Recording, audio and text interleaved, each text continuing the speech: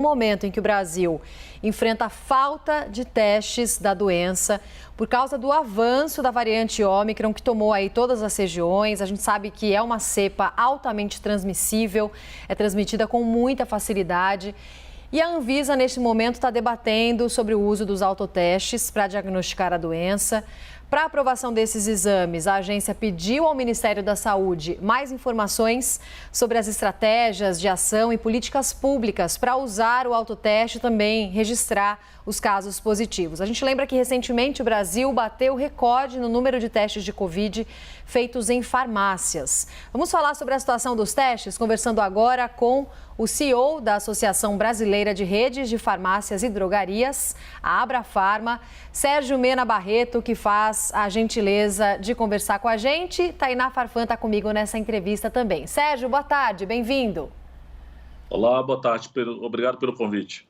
Sérgio, o que diz o último levantamento que a gente tem da Abrafarma sobre a demanda por testes nas farmácias do país? A gente tem falta, de fato, em várias regiões. Dá para a gente registrar e quais são elas?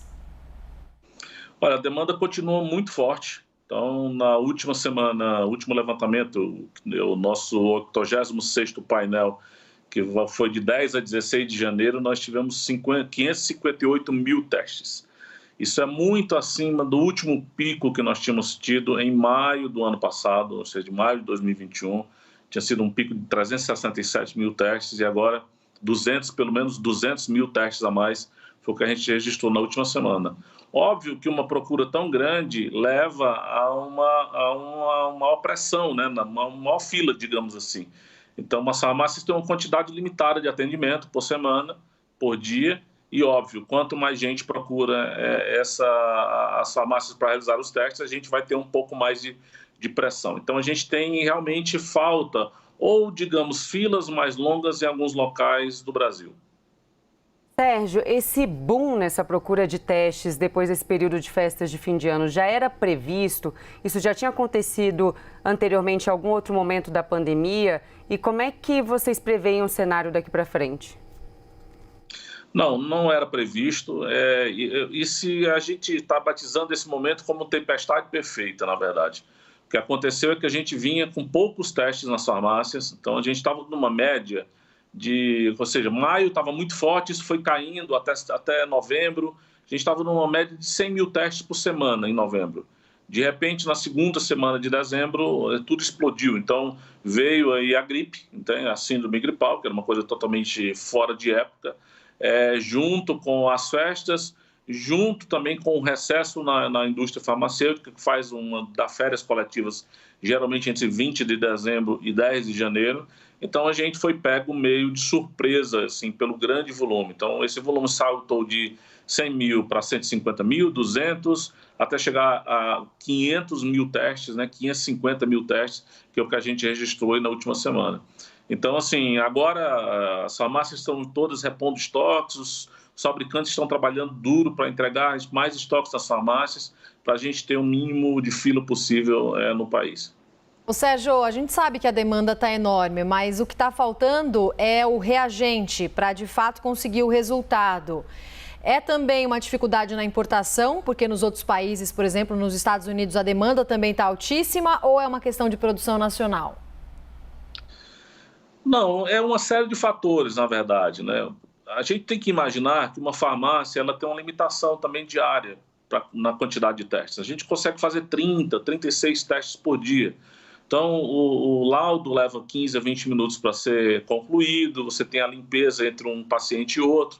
Então, a gente tem, na verdade, essa sensação que a gente tem de falta de teste, na verdade, a gente tem mesmo falta de vagas para fazer teste, falta de slot, ou seja, se uma farmácia tem uma capacidade em torno de 30 testes por dia, a gente tem, na verdade, muito mais gente procurando uma farmácia para fazer teste, 50, 60 pessoas. Então, sempre a pessoa vai chegar na farmácia e vai dizer, olha, infelizmente eu não tenho mais vagas para esse dia, você tem que marcar para amanhã, para o dia seguinte. Então, essa é uma questão que é limitação mesmo de quantidade que eu posso fazer por dia. A outra é uma questão de reposição de estoque. Então, tem cidade que demanda mais estoque, tem cidade que demanda menos estoque, você tem que transferir um estoque de um local para o outro, tem a questão da importação também. Então, eu diria assim, não dá para isolar um fator único para dizer por que a gente tem menos testes, ou seja, a oferta está menor do que a demanda, né? Então, são todos esses fatores combinados, na verdade. Sérgio, a gente tem em discussão também a possível liberação aí dos autotestes.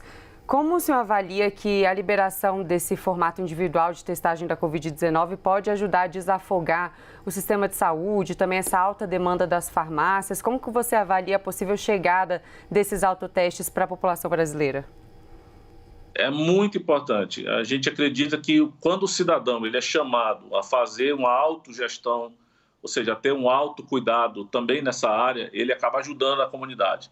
Então, a gente acredita que cidadãos que tenham conhecimento, que possam ter acesso a um autoteste, que possam entender que tem determinados momentos que não devem se juntar com outras pessoas, que se vão encontrar a família, vão encontrar o pai idoso, deveria testar antes. Então, assim, pessoas que são empoderadas nesse sentido de fazer o autocuidado, a autogestão, é muito importante para a gente vencer essa pandemia. E o autoteste vem nesse caminho. Se um autoteste não pode ser utilizado, por exemplo, para embarcar num avião, não pode ser utilizado para um evento, mas pode ser utilizado para a autogestão da pessoa, para o autocuidado, para saber se a pessoa que testou positivo já está assintomática, já não está mais transmitindo e pode voltar para o trabalho, por exemplo, pode encontrar com outras pessoas. Então, a gente considera que a introdução do autoteste no Brasil é um passo a mais muito importante para que a pessoa possa se autocuidar e possa ajudar a comunidade a reduzir o nível de transmissão. Sérgio, a Thaís Arbex, em Brasília, tem perguntas para o senhor também. Vem, Thaís. Boa tarde, Sérgio. Obrigada, Roberta. Também nesse tema do autoteste, Sérgio, um dos pontos que travou um pouco o processo ali na Anvisa diz respeito justamente à notificação desses autotestes, do resultado do autoteste, ao nosso sistema de saúde. De acordo com o pedido do Ministério da Saúde, esse processo seria feito pelas próprias farmácias.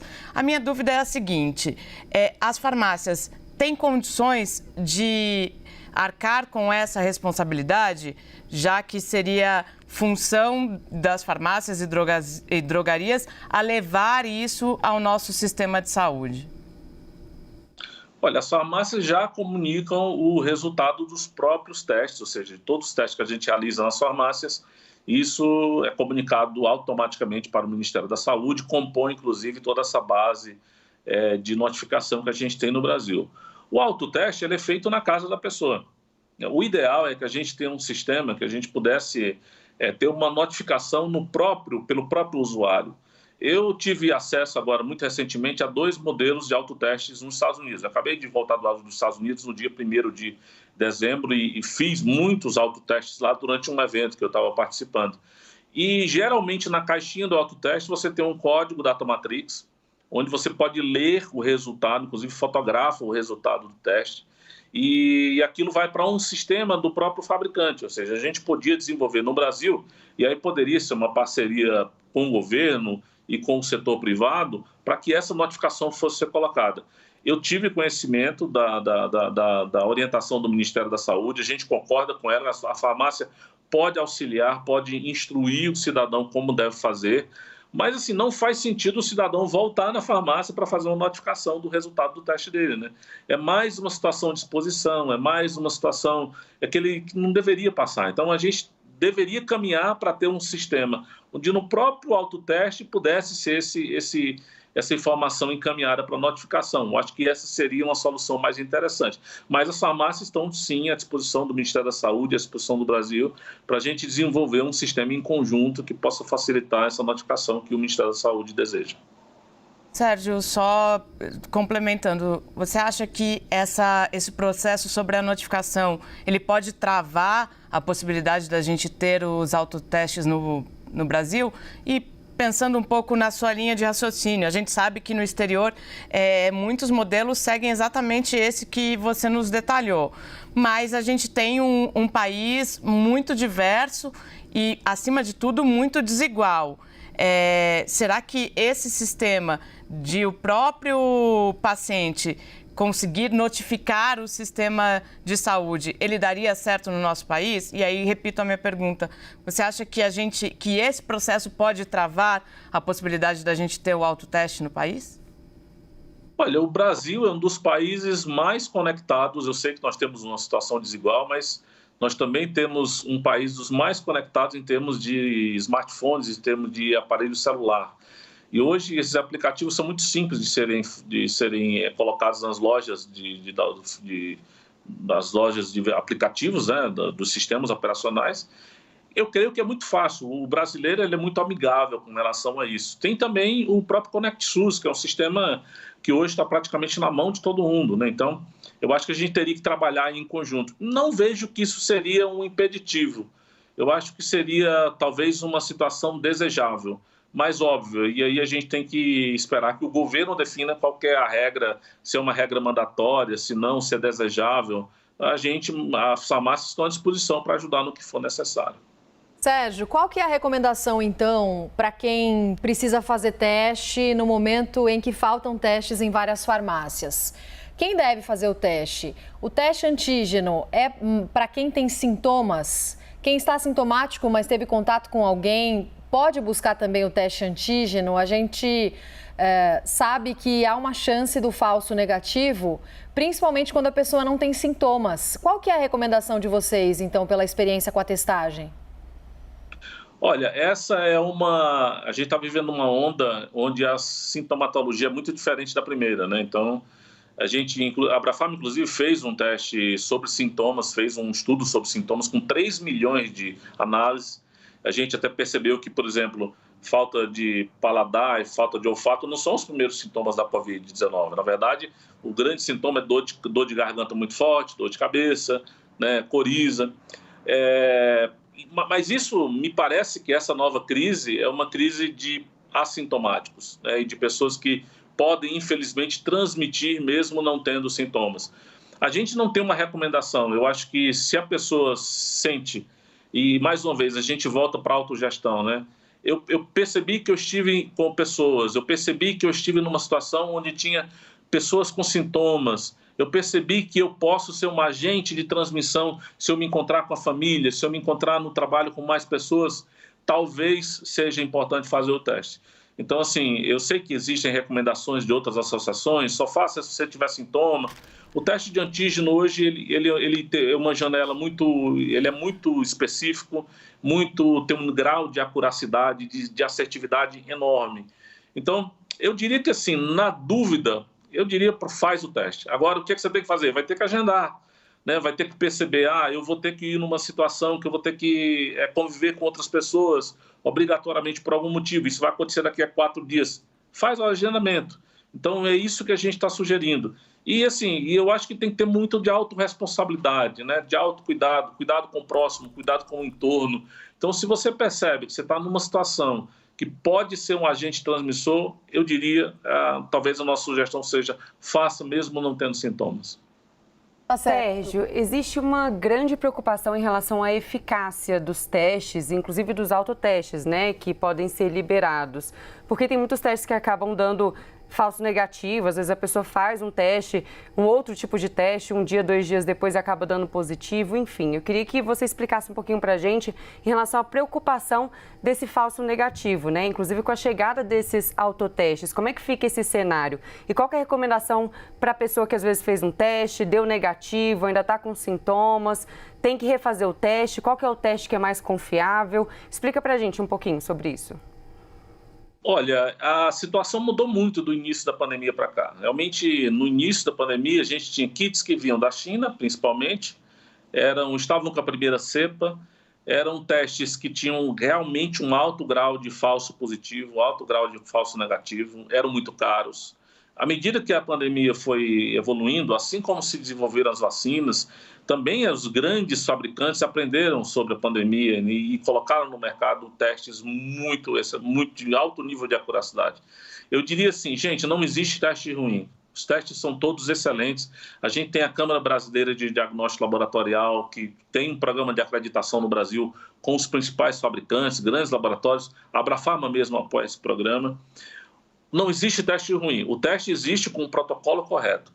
Então, por isso que é muito importante, quando vai na farmácia, o farmacêutico fazer toda a anamnese, o farmacêutico tem uma série de perguntas padrões que ele faz para o cliente, se está com sintomas, se não, qual foi a situação, por que ele está vindo fazer o teste. Então, toda aquela anamnese, ela compõe esse entorno do teste. Muitas vezes, eu já tenho visto nas farmácias, o farmacêutico contraindica a realização do teste.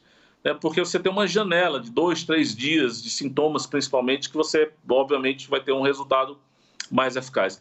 É muito difícil um falso positivo. Se deu positivo na farmácia, e assim, não existe teste de farmácia também, né? Esse teste rápido de antígeno que a gente usa na farmácia é o mesmo que se usa no laboratório, é o mesmo que se usa no PS. Ele é um pouco diferente do PCR, que é aquele mais completo, padrão ouro, mas ele tem um nível de acuracidade, e o grande engenho desse teste é que ele entrega um resultado em 15 minutos. Você não espera 2, 3 dias. Em 2, 3 dias a pessoa pode transmitir muito mais, a pessoa pode agravar muito mais uma doença como essa. Então o teste de antígeno é uma coisa simples, fácil de fazer, e se feito da forma correta, ele tem um alto grau de precisão. Então eu diria que essa realidade que a gente tem hoje de segurança, de certeza que o teste funciona, é bem diferente do início da pandemia. Podem acreditar que funciona super bem. O mesmo teste que a gente usa no Brasil é o mesmo que a gente se usa nos Estados Unidos, se usa na Austrália, se usa na Europa. Ou seja, a gente tem outros grandes players globais fabricando testes e funciona super bem. Tá certo. Sérgio Mena Barreto, muito obrigada pela entrevista. Bom trabalho para vocês. Até a próxima. Obrigado, até a próxima. Sempre à disposição de vocês.